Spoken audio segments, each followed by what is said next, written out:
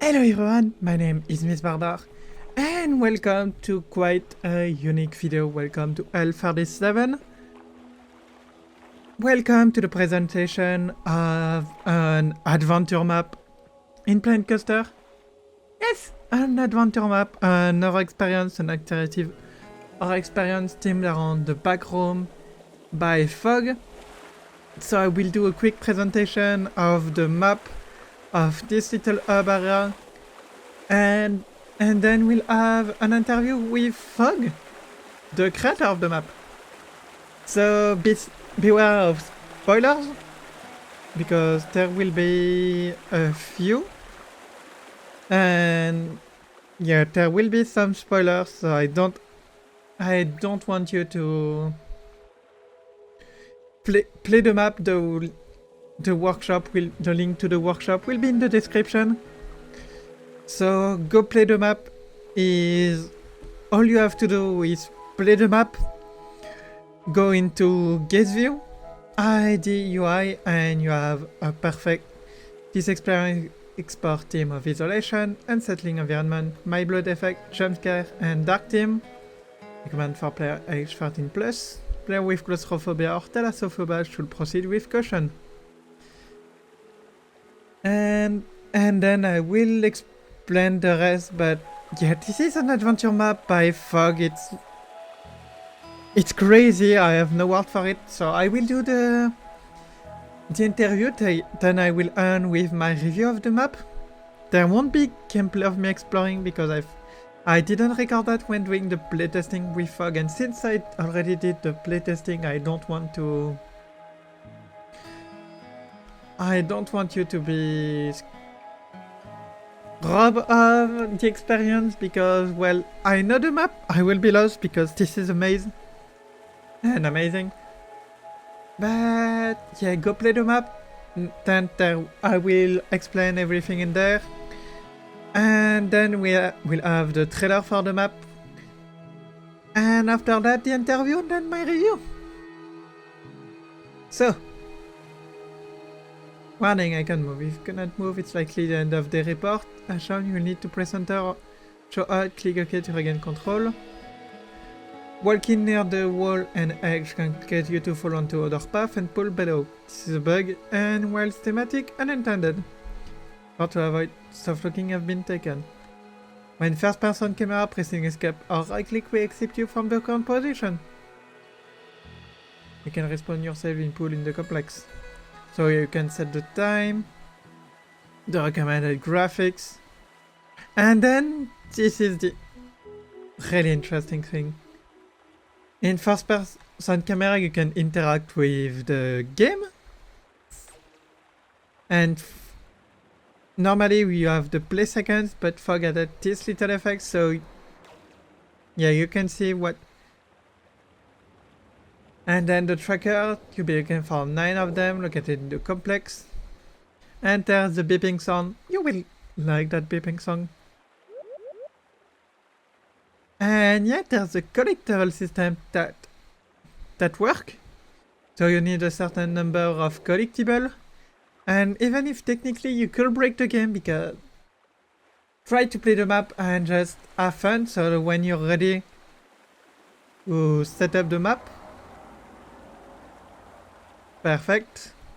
And then you can go and you can walk through fences. So let's jump into the trailer and then the interview.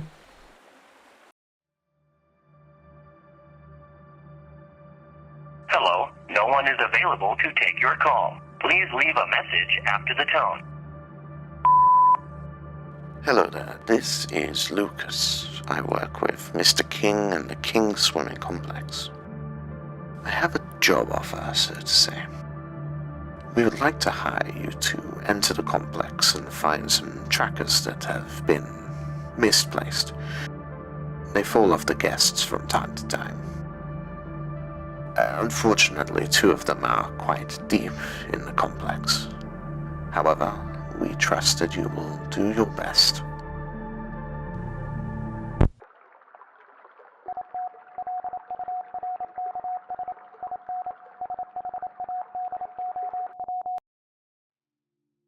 So we are now with Fog. Can you introduce yourself to the viewer, please? Keep it nice and short. My name is Fog, and I do weird things in Planko. That's a perfect introduction. So, yeah, in the intro, I roughly presented the intro and the viewers saw the trailer, except if they skip to that part and if they already saw the trailer or just if they don't want to see. So, how will you define the map L37? So, okay, L37 started off as an idea with just the backrooms, but I guess now it's warped into a tech demo.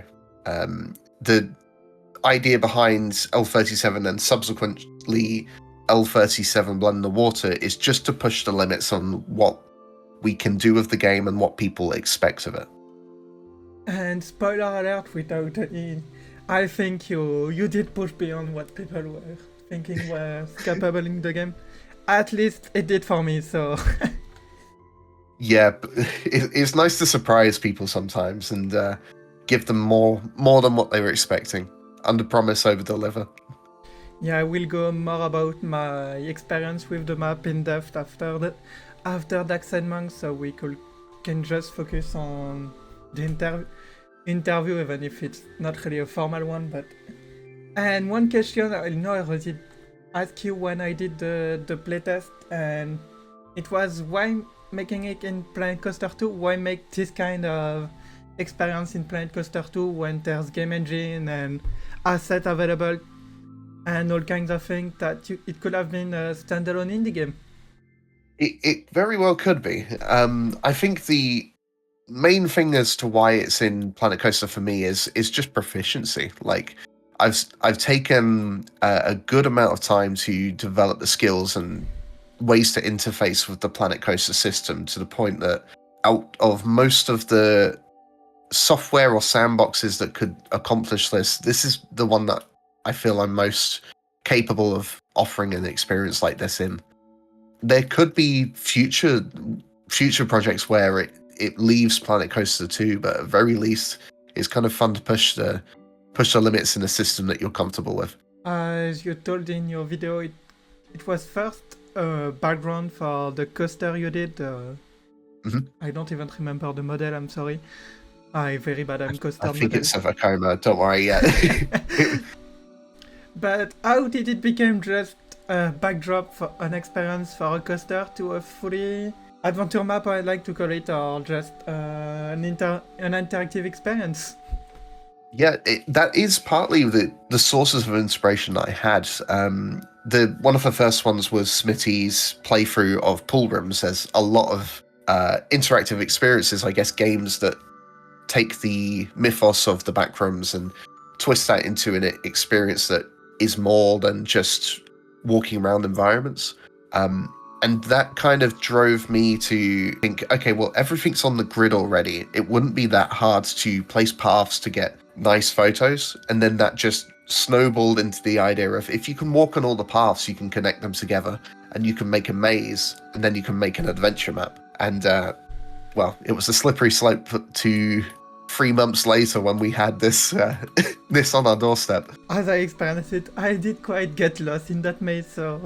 I think it's pretty formidable. It's also quite fun in that it feels so much larger than it is because quite a lot of it loops back round on itself. So you can just get stuck in loops and laps for longer than you think. And you also did a great job with the map, with the open rooms and playing with the skybox, so we don't see the usual map limits of Planet Coaster maps. So we, from the inside, beside the few quirks of the game, like a bird passing by or the fence around the pole, around the flume, it doesn't feel like Planet Coaster 2. That's what I was gonna say. There are echoes of the system, and yeah, as you say, we'll write the pigeons off as being anomalies of the backroom. Beside, like I said, all the things that make it a Planet Coaster 2 experience, and I will jump on that. What would you like to see in the game next? Anything that could help you make more of those interactive experience for you or for other people? It's a very good question, and I have multiple answers for different days of the week it feels. There's some coaster stuff that I would love. There's some scenery stuff. There's some gameplay, like mechanics, which would probably fall under the interactive experience aspects of this. So those in particular would be probably increasing the amount of interactive elements that we can have guests and players interact with. But the true single things that I would love is systems that could, on the topic of interactive features, I would say that the conditional formatting that would be possible through logic gates and counters that could then open things and interact with sequences after the fact would just open this up so much more. Having the ability to kind of have counters gives the option for AND gates, XOR gates, and that kind of expands the capability of things that you can set up, interact. You might even find a way to make a computer in the game, no doubt. Yeah, I'm sure if we have some sort of the logic gate, even if it's the simplest one, just almost a binary one that isn't meant to be a logic gate, but just a data that can be stored and accessed. I'm sure, yeah, like you said, people will make computer and someone will even make Planet Coaster inside of Planet Coaster 2. Potentially that, yeah. It's Planet Coaster all the way down, isn't it? I think that's the joke. With regards to logic gates, my background of video gaming and making creative things like that does come from Little Big Planet and Little Big Planet 2, where they introduced these rudimental systems that not only were how they made the levels of the game, they were the tools that you could use to make whatever you fancied and whatever you could imagine. So it got to the point where I got so used to those systems, people were making literal computers in Little Big Planet. So it is a little jump that I think Planet Coaster could make, and we'd be a bit closer to that capability in the game now. Yeah, and even for the casual public of the game, the people that still just want to make theme park and interactive ride and not going to the level of this kind of map or experience, having some logic gate to do better theming and be able to use those tools to make some nice creation, nice animatronic that could really push the game further. And so I think it could come because it's not, it's niche, but it's not to a point where it's only to the very small niche of people that are like, oh, so it's Planet Coaster, I will do anything but what they want me to do. Yeah, and I think niche features can have wider applications though. Like, we've seen very specific coasters get added for the people who have been very vocal about getting the MK1101 train in. That's just more content for the people who are not into those niches. I could see people using counters by setting up triggers just to say, okay, well, for every 3 or 4 trains that go through, activate this sequence. You could potentially see the likes of the Bolton, where it has different stories that play for the interior sections. You could potentially set up counters so that there's a different story based on the counter number, or potentially just say every 5 guests on this slide, one of them gets hit with a boxing glove or something crazy like that. These niche features can offer value to the wider group of people who, the wider pool of players who play. Yeah, and I even think just for the publicity of the game, people saying even crazier creation, and then they're like, oh no, we don't have mod, we just use that, and if Frontier do very simple tutorial for the basic like they did, I'm thinking about the Blitz, where they did a tutorial for the new trick track system that will push the game further, bring more people, and so it could be a win for everyone. I think it's also a slight case of flattery that some people have turned around and said, it has just been done with mods. From using one of the campaign maps where you have the infinite skybox and the infinite ocean, to the point that the textures don't really look like they should be in the game because they're not walls. It's a form of flattery just to kind of do something that is so outlandish or so alien to the system of the game that people think it is not the base. People think it's not the base level of the game at all. Yeah, and I was thinking of the new rotation of grid that has been added for the grid pieces, and how much already this has changed the game for such a simple feature. It's a game changer. Yeah, just there's so many pieces that were on the grid that are so much more interesting at different angles. Like you can make tunnels and circular tunnels so much easier by just taking the curved walls and placing them 90 degrees off to the right. Yeah, or for example, in my Imagination Kingdom, I managed to do some round windows just by having two arches, one upside down and the other one that was rotated to 180 degrees. So it was just looking like a round. It was so easy to do, and already I felt like we could do so much with. And one question I wanted to ask you, what kind of advice you will give to someone who want to make an adventure map like that? So to clarify, it's how could someone make an adventure map? Yeah, what will you advise for someone who will make something similar? So I think having the scope of what your end goal is quite important. I set up the tracker and collectible system, which is a bit of a maze of sequences, and it's kind of implied logic. There is no real thing preventing people from walking through the doors that prevent you. I've already seen some speed runs which are about 3 minutes where people just walk through the infrastructure that is at very least implying that you need to go and do other things. Love the fact that people are starting to speedrun this as well. The scope of what you want to achieve and just the game design of puzzles. Play puzzle games. Like there are sequential escape room games. The escape room simulator is really, really good. It just kind of puts you in a little space and gives you some puzzles to solve.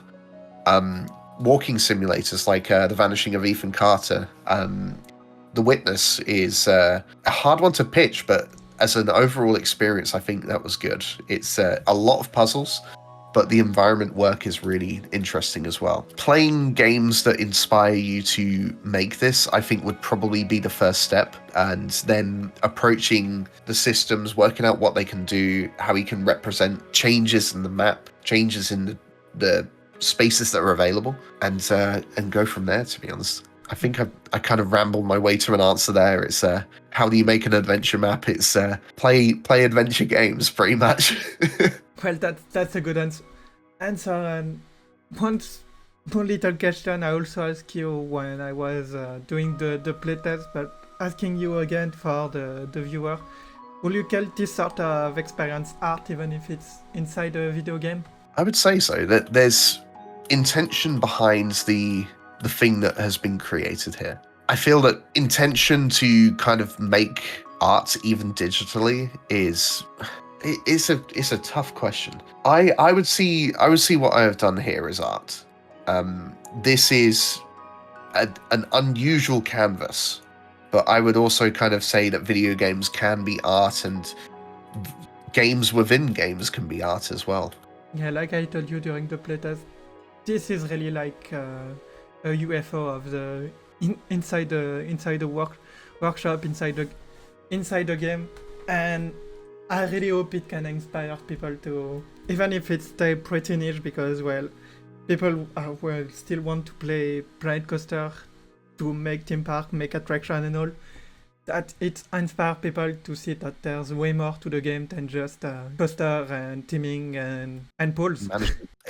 I guess people thought that there were two ways to play Planet Coaster: the management campaign in Korea, and the sandbox. But I mean, if more people wish to make maps like this, we could potentially see a third way. Even if it's become popular, I could see Frontier leaning more toward it, just like when people did a lot of diorama in Planet Zoo and they added the diorama mode. Even if it's just a tag in the workshop that say adventure map or something, I don't know how they will get it, but it could become something in the long run, in the lifespan of the game, that become.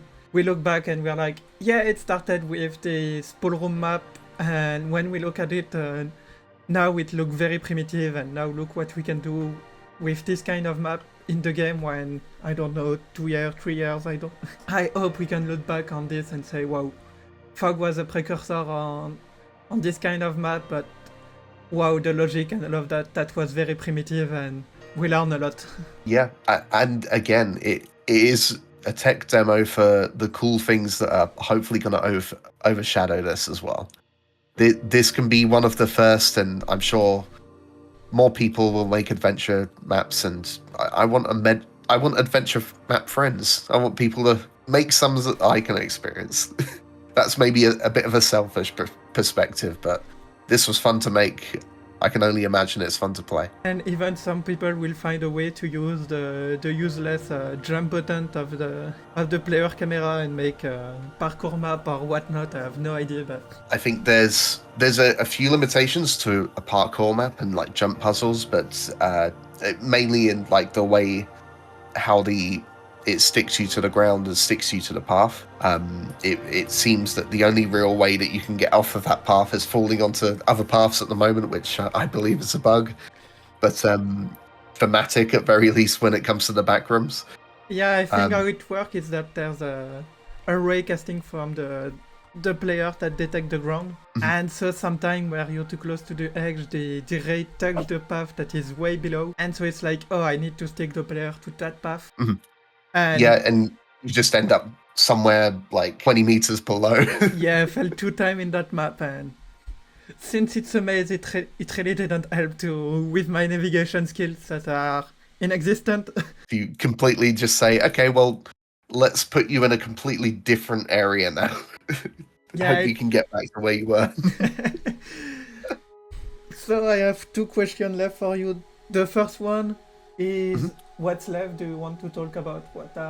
Have you some idea of what you want to try next? Being teams, or I know you show me some technical stuff that you're prototyping in just after this map, but is there something you want to talk about? I think yeah, definitely.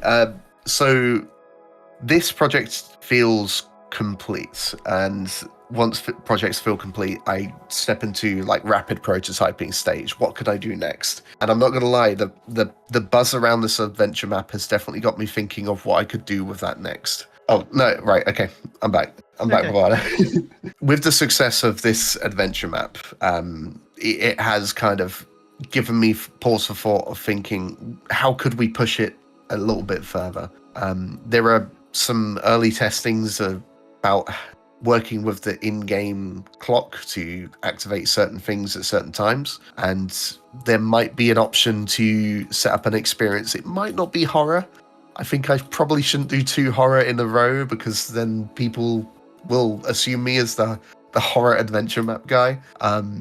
But we'll see what the theme asks for, really. There will always be more roller coasters and more projects that act as creative ideas and the encapsulation of ideas like that. The last thing I wanted to ask you, it's more of a general thing. Is there something you would like to say about this project that I forget to talk about or forget to ask you? It's just a testament to how powerful the system can be that Planet Coaster is built on. The fact that we can even get halfway to making something feel like an adventure game. Once you turn the HUD off, you can interact with things as if it is almost a point-click adventure or a walking simulator game.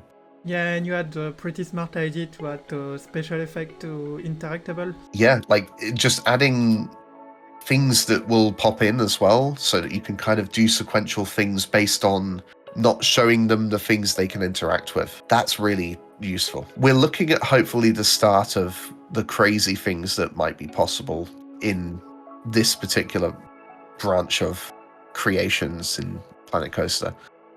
And that's kind of exciting to me. And I'm sure some of the tech that will be discovered along the way by you or other creators that are inspired, like you are talking about this event based on the time. Maybe people will find a way to animate thing in their park for event, for a coaster that lit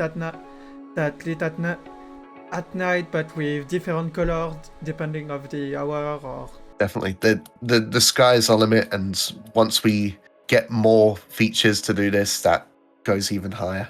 yeah, and we have to remember that the game is less than a year old. That's the point of making this video. In a month, it's a year old, so it's pretty impressive when we see that all the system, the sequencer is not old, but the moving platform that allow to push that tech further is to its infancy. So I can't wait to see what people will do when the game is 2-year-old, 3-year-old, or when we are on the eve of Planet Coaster 3 in maybe 8 years. I don't really know.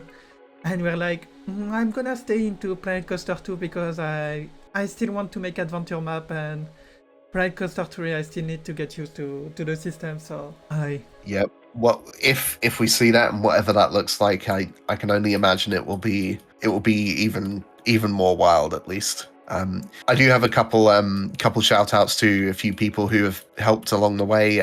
Yohane BK, I've been in conversations with them about various movements. He's had his own little interactive elements in Camtasso Park that was really good to see. Yohane is a wizard with rotational platforms. Taggy as well. There's been a lot of parallel thinking and a lot of funny conversations that we've had of saying I'm planning this, and it's like, oh well, that's funny. I'm looking into that as well. And also Beartastic has provided some of the movers in this particular map to do some of the cruel things like hiding entrances after you go through them. Spoilers, I guess. Oh, the people got a little spoiler warning at the start of the video. If they got spoiled, it's their fault now. Yep, there we go. You gotta experience the map. Just experience the disorientation. If I can give you an advice, pay more attention than I did, and the little thing that can help you find your way in the map, because don't do like me, spending 1 hour turning in circle in the same area where I cannot find a door. It was pretty pathetic to see.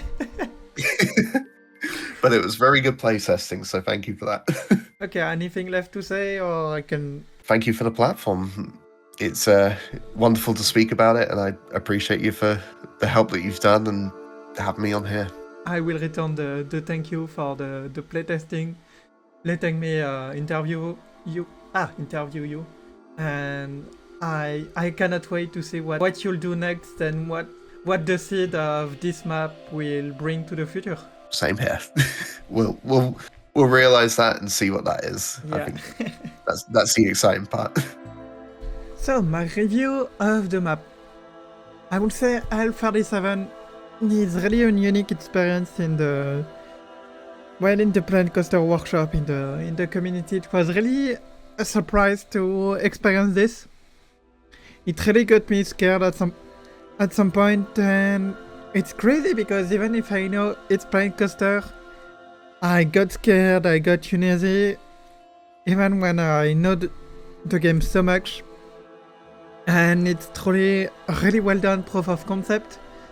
I really hope we're gonna see more maps like that, more experience, more interactive experience. I'm sure the community can do some amazing thing. And if you watch this video and haven't played the game, first, what are you doing? I said spoiler hell, then we spoiled some part in the game in the interview. But mostly, this is a map you need to play. This is something really incredible. I felt lost, but at the same time, the facility, the pools, it's quite easy to find some landmark, to find your way, even if I don't have really a sense of exploration. And for a test map, for a proof of concept, it's really well done. It really plays with the quirk of the game, with the lighting system, playing with the map, and everything. And If it wasn't for the little quirks of Planet Coaster 2, like the fence near the flumes or the bird passing by, I felt like I was in a small indie game, and it was really a fun experience. Took me, I think, about 2.5 hours, maybe three, but I was talking with other at the same time, and it was really a great time. I had a lot of fun, and I cannot wait to see what kind of other adventure map experience that will come into the game. And so with that, thank you guys for watching. Go check Fog's channel, I think it's quite important. Tell him how much you like the map, how much you had fun, how much it should continue, and if you're inspired to make a map with yourself or with friends, go ahead, look at the map, dismantle it, understand how it works, and have fun. Anyway, my name was Miss Barbar. Thanks for watching and mostly listening, and I will meet you in the next one. Bye!